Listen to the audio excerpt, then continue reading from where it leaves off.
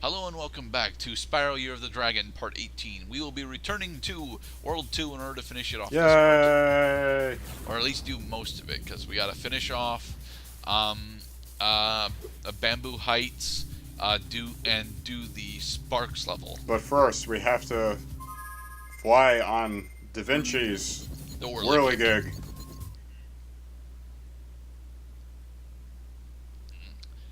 Reminds me slightly of the Search for Dr. Livingston that DC played, except that that was a gyrocopter and not a whirligig.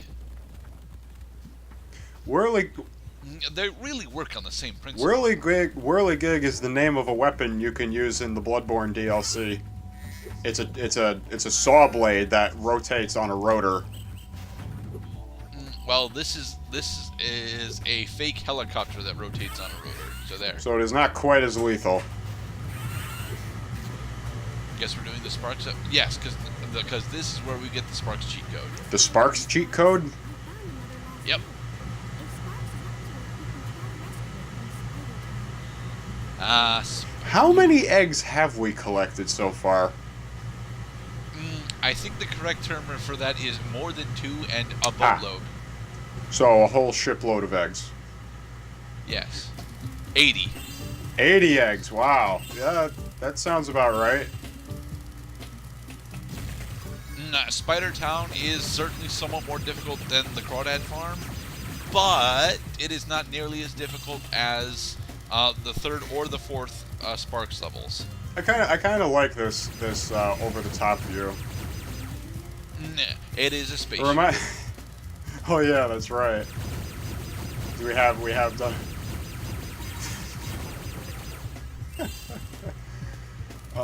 This did remind me briefly of Donkey Kong 64's mini games. But you're not. Yeah, but we don't play Donkey Kong 64. Yeah, yeah. I kind of wish there was a way I could at least. Not collecting everything, mind you, but more like just doing the things that I have to do for game completion. Well, that's the thing. Game completion in Donkey Kong 64 is a task of collecting pretty much. Yeah, because you got to collect bananas just to get to the bosses. You have to collect that is, you have to collect little bananas to get to the bosses. You have to collect big bananas to unlock the new levels.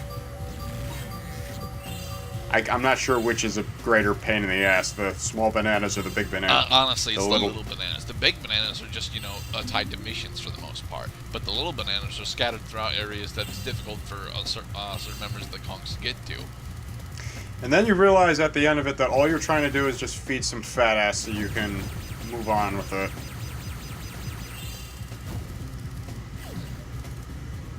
Ah! Radioactive spiders! Wait, how are these radioactive? Because they have that radioactivity symbol on them. You're right, it is a radioactive symbol. I thought it was just an exclamation point, but no, it is the radioactive Well, symbol. it's an exclamation point that was exposed to radiation. It grew a second dot. And a third dot. See, that's some really severe radiation. Radiation poisoning, now infecting all of the spiders. Oh no, I've accumulated too many rads. Now what of me? Now you will have to backtrack into an area where you have some right away.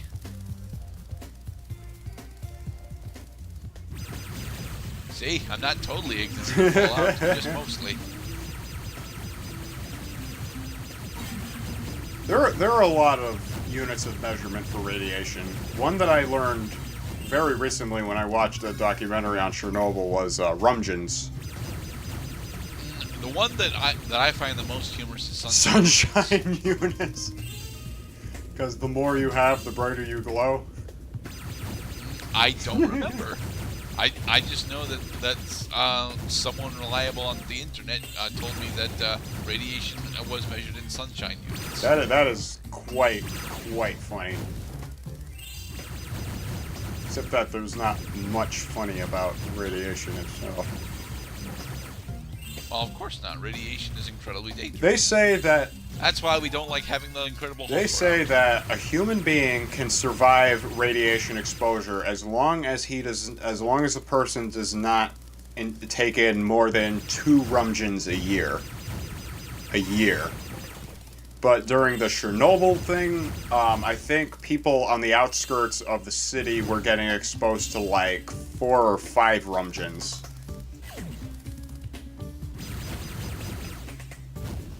Chernobyl was quite a disaster. If you guys have an opportunity, I highly recommend looking into it, because it's quite a unique event in human history.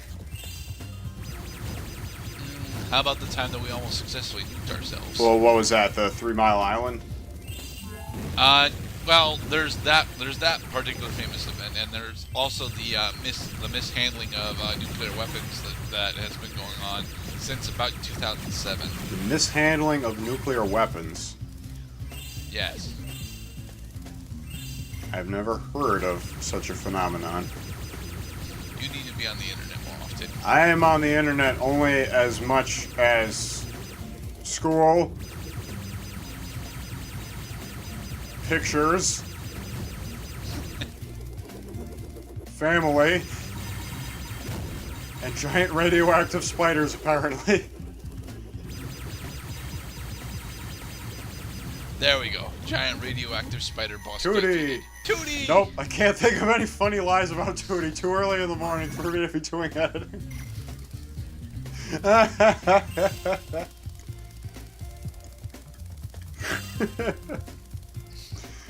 You could've...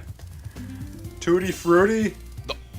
No, the one that I would have done would have been Fairly Odd Parents. Oh yeah, isn't Tootie the name of what? Tootie is the name of Vicky's little sister. Oh, I was gonna ask if that was Wanda and Cosmos's kid. Cosmo. His name's Cosmo. And there we have it. Sparks has acquired the cheat code. Huzzah! So now he has magical cheat powers. No, don't go back. We're still needed here. We gotta finish There World 2. are green levels. Clearly, they're important. The green levels are boss fights. Will we have to go to the boss fight eventually? We've already done those boss fights. So where are we off to next, Gerdat?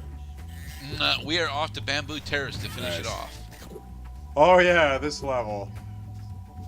Just with the Chinese pandas. with the Chinese pandas. The very nice pandas, as I remember it. Yes. Unfortunately, they have the stupid boat riding minigame where we're not allowed to destroy them. Oh yeah, that one.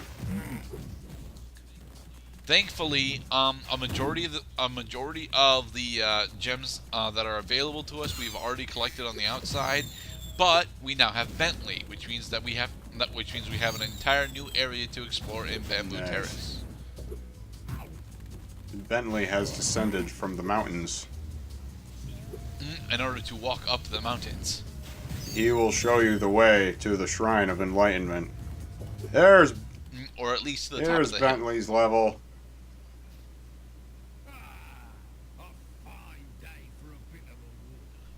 I don't know, it looks kind of dark outside, but I can't see it because, my blinds are closed. Ah, no loquacities, my friend. Thank you, Bartholomew. Stomp. I love how happy these guys look when you turn their character models around. Reminds me of this Bentley especially reminds me of Chunky. I don't like Chunky. I don't like Lanky either. Lanky kind of sucks. He's not terribly interesting. I like Tiny. Chunky is funny.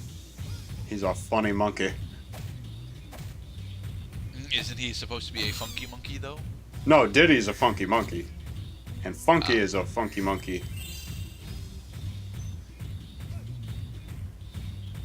Alright, so the main gimmick here is that whilst we are climbing up these areas, the Rhinox up top will send various things at us, be they TNT or giant boulders.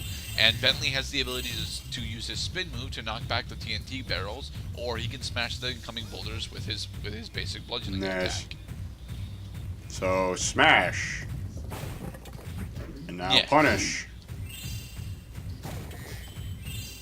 And yeah, this is pretty much the entirety of the level. We can't jump up there. Our jump is. What was the point of letting you, like, walk underneath these boulders if you could just smash them?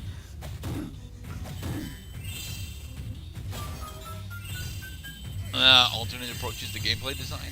Very good gameplay design. Many alternatives. Much smashing. I bet No, one day we'll stop doing the Doge meme, but probably not today. Bentley would do a great Nigel Thornberry impression. Yes, he would, actually. Smashing!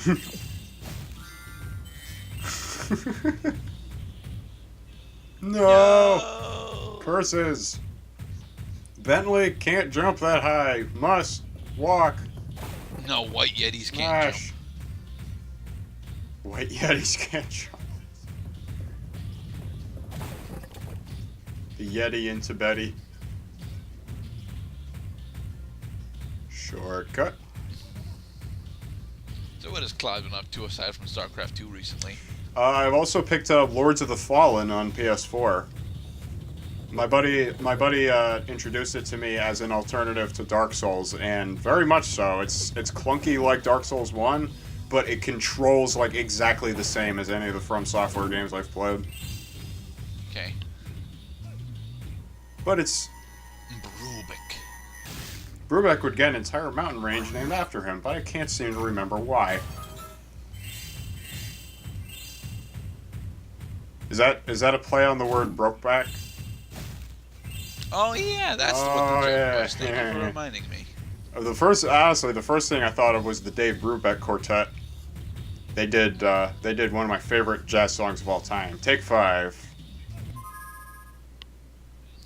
And yes, the we're missing 11 treasure, but it's in the main level, right where the last egg that we collected. Well, was. right after we've returnified, we shall collectify all of the remaining gemify. No, Bentley, gemify is not an actual term used in this Do you game. mean to explanificate my vernacularism? Bentley isn't that stupid, Cloud.